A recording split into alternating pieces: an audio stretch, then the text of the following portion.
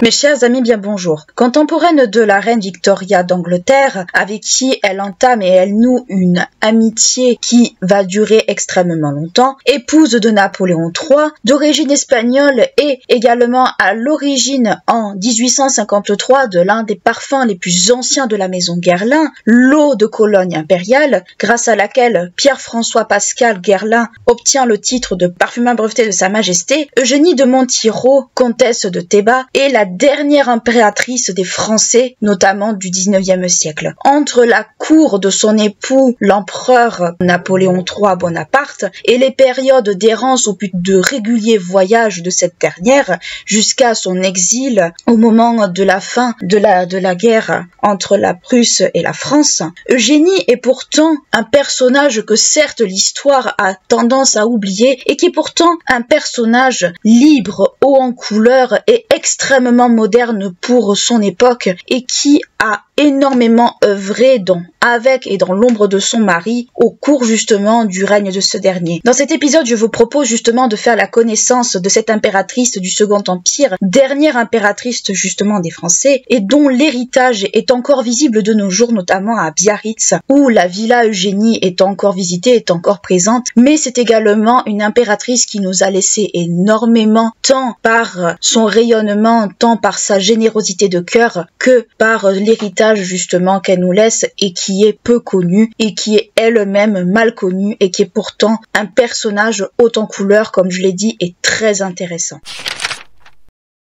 Eugenia María Ignacia Augusta de Montijo, de Guzmán y la Palafox, Fernández de Córdoba, Leiva y de la Cerda, comtesse de Théba, de Baños, de Mora, de Santa de la Cruz de la Sierra, marquise de Moya, de Ardales de Ocera, vicomtesse de la Calzada et grande d'Espagne de première classe, est née le 5 mai 1826 à Grenade en Espagne et elle meurt le 11 juillet 1920 à Madrid à l'âge vénérable de 94 ans. Elle est la fille de Don Cipriano de Guzmán y Cabrero, un bonapartiste qui avait juré fidélité à Joseph Bonaparte, frère du grand Napoléon Bonaparte, et de Maria Manuela Kirkpatrick, une roturière d'origine écossaise, mais dont la famille s'était installée à Malaga. Quand Eugénie est née, c'est un bébé qui vient au monde 15 jours avant terme,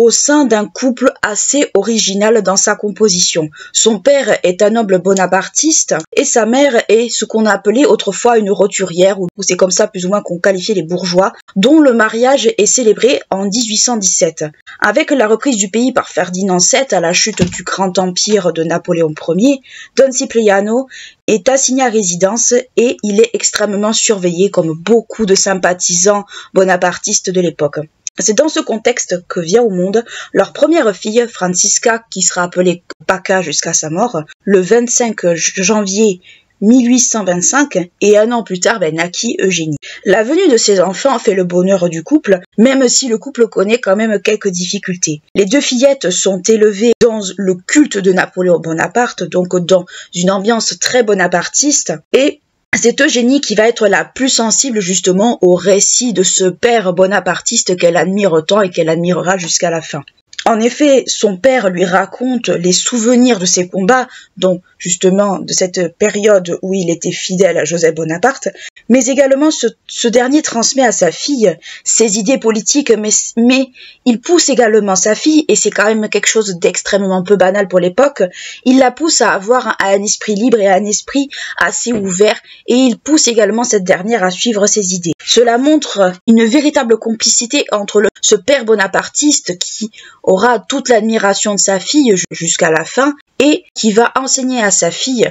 cette notion un peu d'esprit libre, d'esprit un petit peu hors des normes, et il l'encourage justement à le développer. La jeune Eugénie partage également avec ce père la passion des sorties extérieures, comme par exemple les randonnées ou les grandes marches, et surtout le goût de l'exercice physique. Eugénie va garder ce goût de l'exercice physique tout au long de sa vie, notamment quand elle va être impératrice, elle va continuer à pratiquer, mais dès sa plus jeune enfance déjà, elle a ce goût un peu du sport, de ce que nous on va appeler du sport, et elle va le garder pendant très longtemps. C'est d'ailleurs un peu une espèce de mode très souvent au 19e siècle, et on le voit par exemple avec la Sicile impératrice, cette mode du sport que ont certaines jeunes filles de l'époque, à savoir l'entretien physique. Malgré deux enfants qui font le bonheur des deux parents, avec chacun leur préférence, Paca va être la préférée de sa mère et Eugénie la préférée de papa, le couple quand même n'est pas très heureux, ne s'entend pas extrêmement bien et ils doivent faire face à de gros problèmes financiers parce que Manuela, la comtesse Manuela, a tendance à beaucoup trop dépenser au goût de son mari et souvent elle accumule beaucoup de dettes.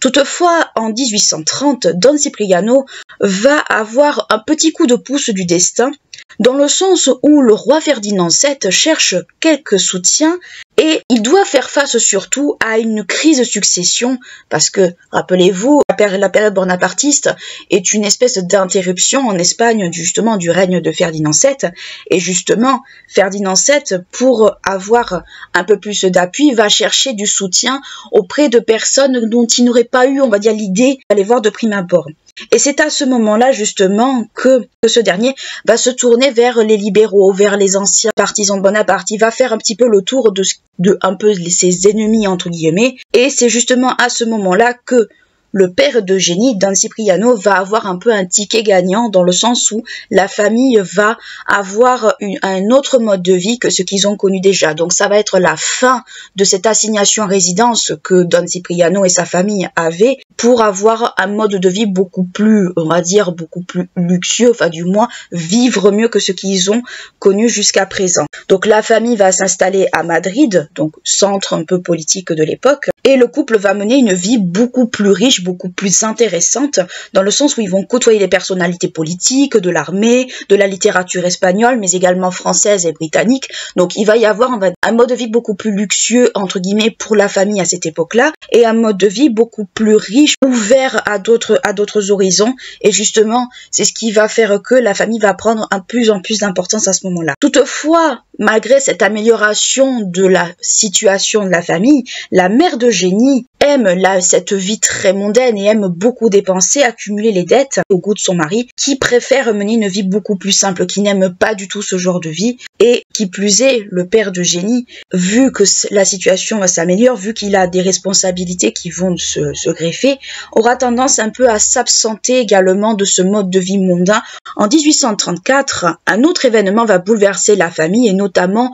surtout le mode de vie de la famille. En effet, l'oncle d'Eugénie, Ignacio, meurt et c'est son père donc qui va hériter des titres, donc d'abord le titre de comte de Montijo, c'est lui qui va en hériter en premier lieu, bien avant Eugénie. Il va hériter des titres, des terres et de la fortune de celui-ci, mais également des charges qu'il occupait au sein, par exemple, du Sénat, charges qui étaient avant à son frère. Ce dernier va également en hériter à sa mort. La famille donc voit encore plus son mode de vie s'améliorer, son mode de vie s'enrichir, et de Madrid où ils occupaient un logement beaucoup plus grand, mais pas non plus très luxueux, ils vont emménager dans un palais à Madrid, à la Plaza de Angel, ce qui fait que la famille va encore, on va dire, voir son mode de vie s'enrichir et surtout s'améliorer encore plus. Toutefois, malgré cette amélioration de leur mode de vie, un contexte de tension est quand même relativement palpable dans le sens où une guerre civile s'est enclenchée suite à cette succession chaotique de Ferdinand VII, on en a un peu parlé, qui a commencé déjà en 1833, donc on voit très bien que cette amélioration de la famille Montijo de Guzman ne se fait pas dans un contexte serein, elle se fait dans un contexte bien particulier, et c'est un contexte qui est très anxiogène déjà dès à ce moment-là où on voit que le peuple est prêt à imploser. Et en plus de cette guerre civile, il va s'ajouter une épidémie de choléra. Le choléra est une maladie qui est très présente à cette époque-là, on va retrouver des épidémies de choléra un peu partout, et justement en Espagne, cette épidémie va justement être présente à ce moment-là. Dans ce contexte d'insécurité, malgré beaucoup de choses, la famille va décider de partir. Mais elle va partir sans Don Cipriano, puisque celui-ci est retenu au Sénat, parce qu'il a récupéré la charge justement de son frère. C'est donc la comtesse Manuela et ses deux filles qui partent et elles veulent rejoindre Paris. Elles veulent aller se réfugier à Paris, loin de ce climat anxiogène de guerre civile, mais aussi loin de l'épidémie de choléra qui était une épidémie qui faisait énormément de morts, puisque le choléra ne se soignait pas extrêmement bien à cette époque-là. Et pour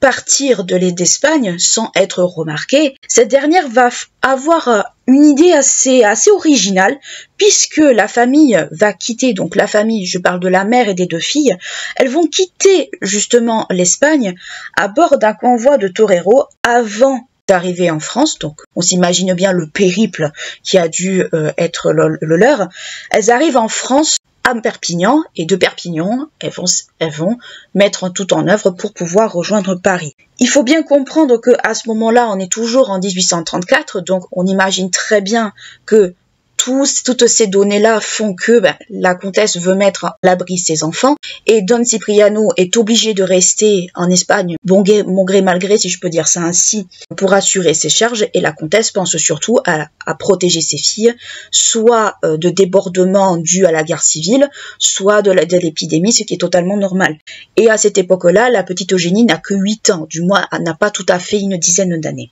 Concernant l'éducation de la petite Eugénie et de la petite Francisca, ou Paca, parce qu'on va l'appeler Paca tout au long de sa vie, cette éducation est un petit peu mise de côté. Plus ou moins mise de côté, puisqu'elle va quand même avoir des précepteurs assez connus, mais ce n'est pas tout à fait ça, on va dire. Les 2 enfants sont considérés d'abord comme des adultes et pas forcément comme des enfants comme nous l'entendrons aujourd'hui, donc ce qui fait qu'il n'y a pas vraiment une discipline et un apprentissage de l'éducation qui est quand même bien soutenu pour les 2 fillettes. Toutefois, malgré ces lacunes, Eugénie bénéficie d'un enseignement de précepteurs connus, comme par exemple Stendhal ou Mérimée, donc des auteurs quand même français, des auteurs que nous connaissons tous, qui ont été justement les précepteurs de la petite Eugénie, mais c'est pas forcément l'élève la plus assidue, l'élève, on va dire, qui a envie d'apprendre justement à ce moment-là. Ils ne parviennent pas à lui inculquer ce goût justement de l'apprentissage au sens où on l'entendait à l'époque. Donc, la petite Eugénie, c'était une petite fille qui était plutôt axée sur tout ce qui était sur l'extérieur et pas forcément, on va dire, apprendre dans une salle de classe comme on peut se l'imaginer. En effet, Eugénie est une enfant que l'on pourrait qualifier d'hyperactive ou du moins de têtue, une enfant, on va dire, qui ne tient pas en place. Elle a notamment un manque de concentration que beaucoup le lui accordent. Face à l'entêtement de sa fille cadette, la comtesse va prendre des mesures assez radicales, à savoir qu'elle va l'inscrire, elle et sa sœur, au couvent des Dames du Sacré-Cœur à Paris, et où cette dernière va côtoyer des enfants, des élèves de haut niveau, pensant certainement que la petite va acquérir le goût de l'effort, le goût de l'apprentissage, puisque ses précepteurs ont échoué préalablement. Dans cet établissement, les 2 fillettes sont en pension, et la comtesse, qui avait très souvent la bougeotte, parce qu'elle aimait beaucoup voyager, avait le champ libre de ses mouvements pour aller à Londres, pour aller tout un tas de choses. Donc les 2 fillettes étaient en pension et la mère avait le champ libre. Dans cet établissement, Eugénie supporte assez mal cet enfermement, ce cadre un peu très strict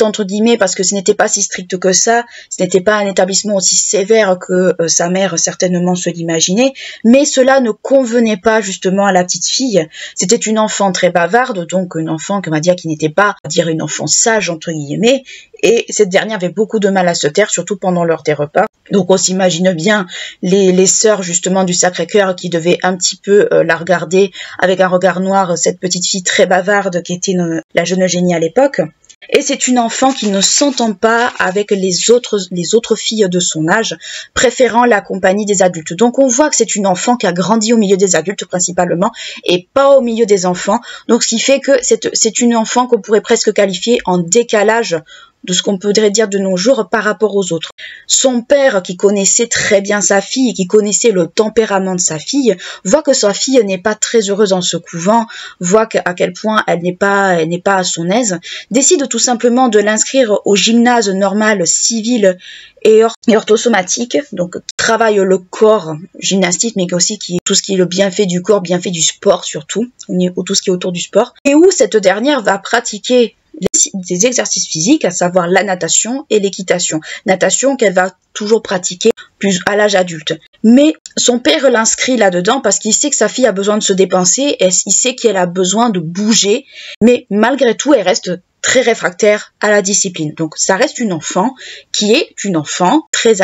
active et qui a du mal à se laisser dompter. On peut imaginer une petite Eugénie très têtue, qui a besoin de sortir, qui a besoin de bouger et qui n'aime pas ni la discipline ni l'enfermement. On pourrait s'imaginer la jeune fille exactement comme ça. En avril 1837, la comtesse reprend ses filles et elles embarquent pour l'Angleterre. La comtesse Manuela aimait beaucoup justement aller en Angleterre. Et à ce moment-là, Eugénie et Paca sont deux adolescentes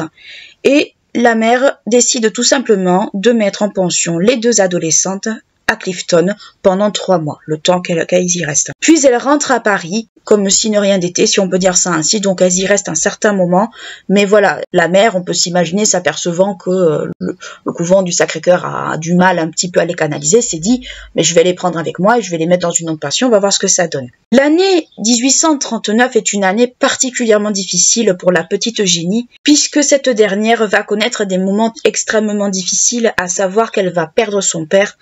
Don Cipriano, ce père qu'elle admirait tant, ce père qu'elle aimait tant, va le perdre justement cette année-là. La comtesse, quand elle apprend la maladie de son mari, est déjà présente, alors que les enfants sont toujours à Paris avec une gouvernante. Et les deux fillettes vont rejoindre leur mère quelques temps plus tard. C'est un événement qui va beaucoup marquer la jeune Eugénie et qui va lui manquer. En 1842, Eugénie et Paca sont deux adolescentes qui commencent à faire tourner les têtes de beaucoup de prétendants et on va connaître justement quelques prétendants à Eugénie qui vont être à la fois ses premiers amours, ses premiers flirts, ses premiers béguins, si on peut dire ça comme ça, mais aussi ses premières déceptions en matière amoureuse. Eugénie tombe dans un premier temps amoureuse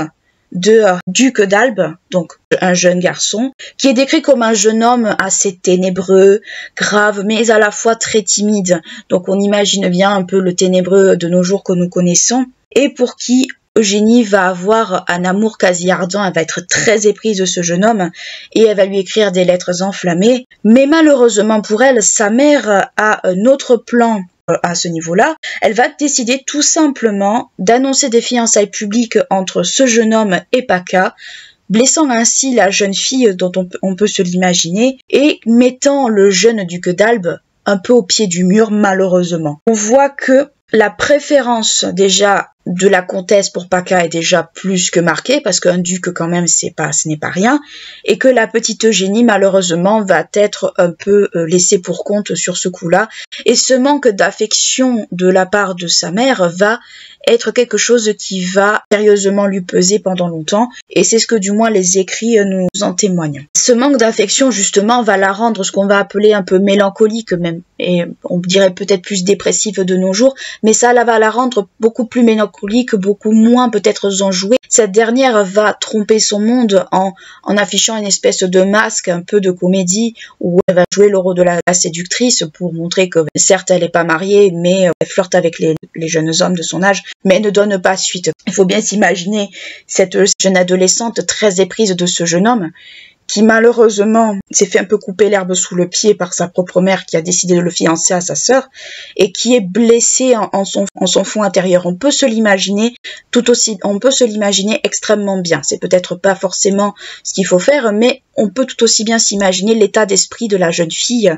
à ce moment-là. Paca étant mariée avec le duc d'Albe, c'est donc Eugénie et sa mère qui repartent seules à nouveau pour Paris, là où la monarchie de Juillet est terminée depuis un petit moment, donc elle avait commencé en 1830 et elle a touché sa fin en 1843 quand Louis-Napoléon, qui va être le futur Napoléon III, est proclamé prince-président et du coup où la Seconde République s'installe à ce moment-là. Donc elles repartent dans ce climat qui est plus ou moins un climat sûr à Paris. Et en 1849, les deux femmes arrivent à Paris, donc un certain intervalle, en sachant que la Seconde République c'était fin 1848. Elles arrivent justement à Paris en 1849 et à ce moment-là, elles vivent à l'hôtel du Rhin qui était Place Vendôme, qui a été renommé depuis. À Paris et jusqu'à la mort de sa sœur, Eugénie va entretenir une correspondance assez assidue avec Paca, vers qui elle va confier ses pensées, ses sentiments, l'impression aussi par rapport à ce jeu de séduction dont on va parler juste après, par rapport à Louis-Napoléon. Ça va être sa confidente jusqu'à la mort de sa sœur. Eugénie va beaucoup se confier justement à cette sœur qui lui manque beaucoup et avec qui elle était très proche depuis son enfance. À Paris, Eugénie garde le sourire en public, mais elle est toujours extrêmement blessée de ses échecs amoureux précédents et peut-être aussi quelque peu refroidie à ce moment-là. Après le mariage de sa fille aînée, la comtesse Manuela ne va pas s'arrêter là puisqu'elle va chercher un bon parti pour sa fille cadette. Ne souhaitons pas que cette dernière finisse vieille fille. Eugénie n'est pas trop loin de la vingtaine, donc elle est encore un bon parti. Et c'est à Paris que Eugénie et sa mère vont commencer un peu, ou du moins la comtesse Manuela, parce que Eugénie en elle-même peut-être pas, va commencer peut-être à s'intéresser au beau parti, et notamment elle va s'intéresser plus ou moins, peut-être volontairement ou plus ou moins involontairement, à Louis-Napoléon Bonaparte, qui est à ce moment-là prince-président, et c'est le futur, je vous le donne en mille, Napoléon III. Les deux femmes participent à des soirées à la mode, comme par exemple au Palais d'Élysée, où elles y rencontrent un grand nombre de personnalités de toutes classes sociales, ou de toutes idées, que ce soit politiques, des intellectuels, et énormément de professionnels, quels qu'ils soient. Elles côtoient un peu ce qu'on va appeler du beau monde. Et elles vont côtoyer également la princesse Mathilde, qui n'est autre que la cousine de Louis-Napoléon, et on peut s'imaginer que la comtesse Manuela a peut-être un petit peu discuté avec elle des potentiels prétendants pour sa fille. On peut tout aussi bien s'imaginer la conversation entre ces deux femmes. Et il faut dire que Eugénie, à cette époque-là, était connue comme étant une jeune fille relativement très belle. C'était une jeune fille d'une vingtaine d'années, grande, élancée, avec un visage ovale et un teint de porcelaine, donc un teint très blanc, parce que le teint très blanc était encore critère de beauté assez présent, avait des yeux bleus, des cheveux blond vénitien. Le blond vénitien, c'est un blond qui tire entre le roux et le blond, en fait. C'est un espèce de blond assez particulier. Et surtout, c'est une fille qu'on va décrire de grande noblesse, très gracieuse, mais toutefois avec un caractère extrêmement extravagant, parfois provoquant, suivant plus ce que son cœur lui dicte et ses envies que sa raison, imprévisible, parfois timide et à contrario assez orgueilleuse, exaltée et austère. Un peu un profil presque assez contradictoire, mais ça ne gêne probablement pas pour autant justement la recherche de prétendants pour cette dernière. Et c'est justement lors d'une de ces fêtes à l'Élysée que Eugénie rencontre pour la première fois Louis-Napoléon Bonaparte. Et à ce moment-là, cet homme avait une bonne quarantaine d'années. Il n'était pas considéré comme très séduisant, mais aussi paradoxal que ça pouvait paraître, il avait un certain succès auprès des femmes. On le décrivait un peu comme assez petit, un peu corpulent, mais c'était pas gênant en soi vu la position qu'il entretenait. À côté d'Eugénie, ou du moins au moment où ces deux-là se rencontrent, Louis-Napoléon fréquentait déjà pas mal de jeunes femmes, et notamment l'actrice britannique Harriet Howard, avec qui il entretenait une certaine fréquentation. Malgré cette actrice, le prince-président tombe un peu sous le charme de la belle espagnole, la trouve très jolie, mais à ce moment-là, ce dernier n'est pas enclin à la demander en mariage. Ce dernier, jusqu'à ce que l'idée du mariage germe, a plutôt envie d'en faire sa maîtresse que d'en faire son épouse. Ce qui ne va absolument pas convenir à Eugénie, mais on le verra juste après. En juin 1849, la jeune fille et sa mère sont conviées à une grande réception au palais de Saint-Cloud, qui est la résidence d'été à ce moment-là du prince-président. À Combeval, dans le pavillon de chat justement qui appartenait au jeune homme, la jeune fille et sa mère sont conviées à un événement, mais elles sont les seules présentes, les seules invitées, et au plus grand bonheur, on va dire, du prince qui voulait justement, enfin du prince-président qui voulait justement n'avoir qu'elle en guise d'invité. Lors de cette célébration, le prince-président veut faire preuve de galanterie auprès de la jeune fille en lui proposant une balade, mais cette dernière refuse et lui fait comprendre tout simplement que la plus encline à accepter cette proposition, c'était plus sa mère qu'elle, pour des questions d'éducation également. Et d'une certaine façon, Eugénie était quand même légèrement échaudée par rapport justement à Louis-Napoléon, d'une part certainement par les rumeurs qu'elle a dû entendre à son sujet, et d'autre part encore probablement à cause de ses déceptions amoureuses qui l'ont profondément marquée. On peut s'imaginer un peu l'état d'esprit de la jeune fille à ce moment-là. Cet homme comprend qu'il ne pourra pas séduire Eugénie comme il le veut, et Eugénie va, sur les conseils de sa mère, va jouer un peu la carte de l'inaccessible, c'est-à-dire qu'elle mettra toujours de la distance entre lui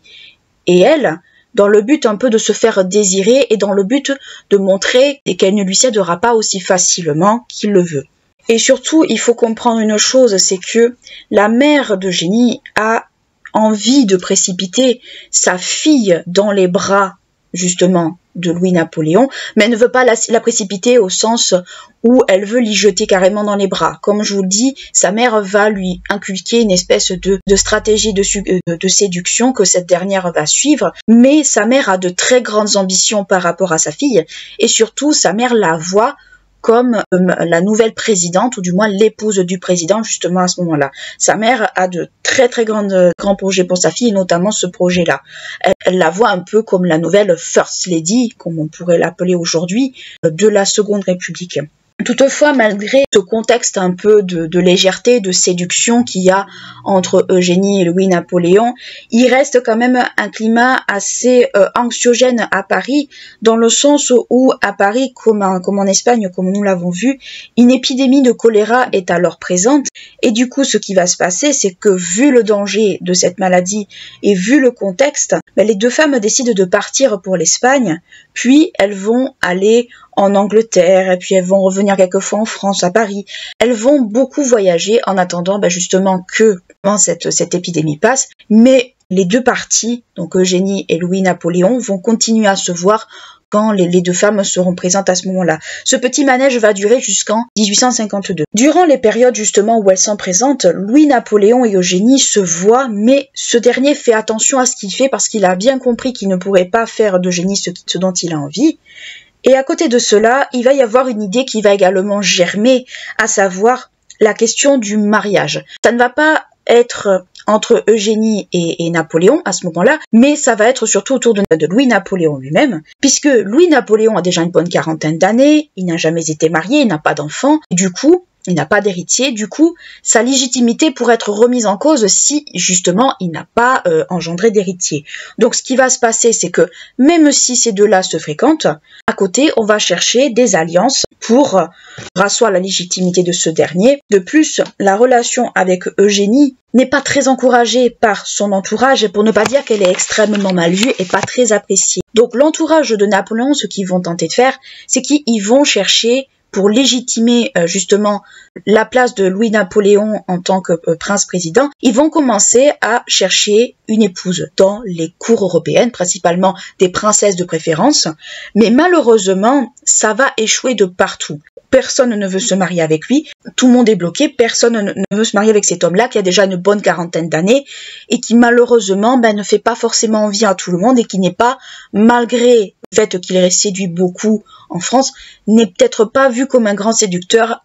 ailleurs. Et puis surtout, c'est un homme qui a énormément de maîtresses, donc peut-être que ça refroidit également. À côté de cela, le prince-président et la jeune fille, je vous le dis, continuent à se voir, cette dernière est conviée à toutes sortes d'événements, mais la question du mariage entre ces deux protagonistes n'est pas vraiment d'actualité, ou du moins pas encore. Et la montée en puissance du jeune Bonaparte, donc cette montée en puissance de ce dernier, cette aura que celui-ci dégage, ne laisse malgré tout pas indifférent la jeune Espagnole. Mais ce n'est pas vraiment de l'amour à ce moment-là, c'est plus de l'admiration qu'autre chose. Et puis surtout, on peut s'imaginer que ce Bonaparte est peut-être aussi l'incarnation de tous les récits qu'elle a entendus durant son enfance et qu'elle connaît justement de Napoléon Bonaparte. On peut s'imaginer l'état d'esprit de cette dernière. Malgré, on va dire, la sympathie et l'affection que Louis-Napoléon va afficher pour Eugénie et sa mère, ces deux femmes ne sont de moins en moins appréciées par l'entourage justement du prince-président. Et surtout, les incidents vont se multiplier, des incidents qui vont faire que ce dernier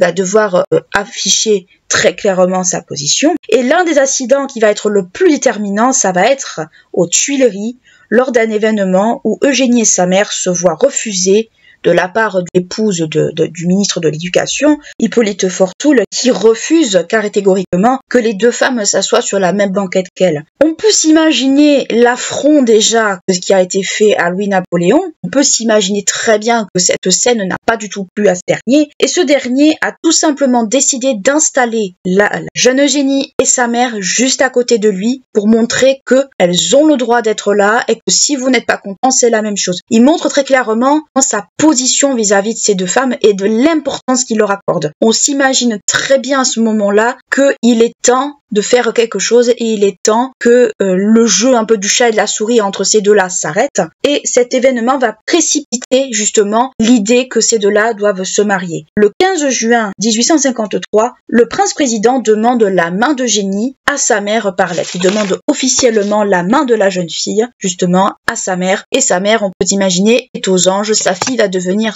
la First Lady, justement, de la France et elle a obtenu ce qu'elle veut. Il faut bien comprendre que Eugénie, avant cette demande en mariage, était considérée un peu comme une fille un peu légère, une fille un peu de mauvaise famille. On calomniait autant qu'on voulait parce que c'était une étrangère, c'était une espagnole et on n'en voulait pas. On voulait certainement que le prince épouse une comtesse ou une fille de comte français et non pas cette espèce d'intrigante espagnole dont on ne connaissait rien, on ne savait pas d'où elle venait. Donc on peut s'imaginer très clairement le contexte des fois peu accueillant qui était autour de ces deux femmes, justement les derniers temps, et l'affront de l'épouse du ministre de l'Éducation n'a fait qu'affirmer ce contexte du fait qu'Eugénie et sa mère étaient mal aimées et qui a poussé très clairement Napoléon à prendre les devants, à prendre une décision vis-à-vis justement de toutes ces personnes qui médisaient sur elle et surtout les deux étaient amoureux de l'un de l'autre, du moins les deux s'aimaient énormément et que ben voilà, puisqu'il faut montrer, ben on montre que ça plaise ou pas, on peut se l'imaginer. L'entourage des deux parties n'a qu'une petite quinzaine de jours pour organiser le mariage. Donc on s'imagine un peu tout le stress qu'il devait y avoir autour. Le mariage civil a lieu aux Tuileries le 29 janvier 1853 et le mariage le plus grandiose, le plus fabuleux aura lieu surtout le lendemain au moment de la cérémonie religieuse. On imagine bien l'état un peu de nervosité de la jeune Eugénie qui justement va se marier à ce moment-là. On imagine un peu l'état d'esprit et cet état d'esprit elle va en faire part justement dans ses lettres à sa sœur. Donc on s'imagine bien cette petite jeune femme qui a une vingtaine d'années et qui va se marier avec l'un des partis les plus importants de France et justement qui ne connaît rien en fait à un rôle d'impératrice et qui va se retrouver un peu jetée dans la mêlée comme ça. On s'imagine un peu tout le stress, tout l'état d'esprit de cette jeune fille. Et le lendemain, pour le mariage religieux, pour le sacre, on imagine un peu le faste un peu qui devait y avoir avec le carrosse doré de Napoléon Ier. Donc Eugénie va être dans le carrosse du héros de son père, enfin du moins d'un des membres de la famille du héros de son père. On entend les canons, on entend la foule qui se presse dans les rues et qui est exaltée, Notre-Dame qui est parée de ses plus beaux habits,